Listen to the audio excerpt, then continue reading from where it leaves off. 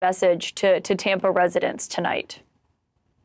The number one message, as it has been for several days now, is that you need to prepare, do whatever you need to do, and then get out of the evacuation zones, which now are evacuation zone A and B.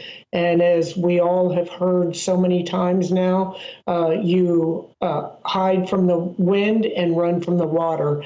And we are talking about right now the possibility of a direct hit with 10 to 12 foot tidal surge. Put that in perspective, Hurricane Helene, which just left the Tampa Bay area a week ago, there was 6 foot storm surge, and that was literally devastating to so many in our coastal area. We have 126 miles of coast just in the city of Tampa. And so people need to be heeding that warning. And from the looks of traffic on all of our northbound highways, they're doing just that. Yeah, we've seen how jammed up those highways are. I know a lot of the tolls have been suspended to help facilitate people getting out of there.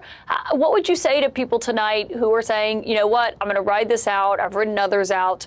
What would you say to people who aren't heeding those evacuation orders?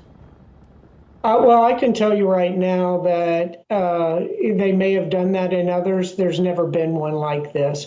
And this Helene was a wake-up call. This is literally catastrophic. And I can say without any dramatization whatsoever, if you choose to stay in one of those evacuation areas, you're going to die. Wow. I mean, that is an incredibly blunt message. And I know you have a lot of experience dealing with these storms. You don't say something like that lightly, Mayor. I've never said that. And 10 to 12 foot surge. I mean, if this takes a jog to the south, that's going to save us from the storm surge. But it stays on the track that it's projected to be on right now. Or if it goes a bit north, would be even worse. Some of the predictions are saying that Pinellas County, to the south of us, the entire county is going to be underwater. So this is something that I have never seen in my life. And I can tell you that anyone who was born and raised in the Tampa Bay area has never seen anything like this before.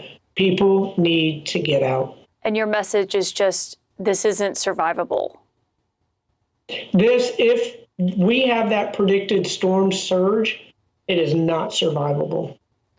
Apologies for that depressing clip, but the mayor of Tampa is correct. What happens if you don't have a car or have someone in your family with special needs or you have pets? I do not live in Florida and I cannot vouch for this information, but here is what I found. Everything having to do with emergency assistance for people with special needs is done on a county-by-county basis. In this video, Peggy Hall has great information on evacuating in an emergency with dogs. I urge Floridians to finalize your storm preparations now, enact your plan.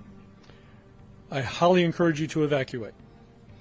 We are preparing, and I have the State Emergency Response Team preparing for the largest evacuation that we have seen, most likely since 2017 Hurricane Irma. But to that end, I want to go back to our basics. Evacuate if you are in an evacuation zone. If you are not in an evacuation zone and your house was built in conjunction with the Florida Building Code, which pretty much throughout the state of Florida means after 2004, you may be better just to stay in place. If you're dependent on power, you will need to evacuate. If you're dependent on a special set of circumstances, you'll need to evacuate. But if you're not one of those individuals and you're inland, not in an evacuation zone, it may be better for you to just stay in place. Here is where you can find Hurricane Milton updates, Governor DeSantis' executive order, disaster supply kit checklist, a list of frequently asked questions. Here is travel information, and I can't believe I have to even say this, but they're talking about another hurricane after this one named Nadine. It's just too much, right? Okay, good luck.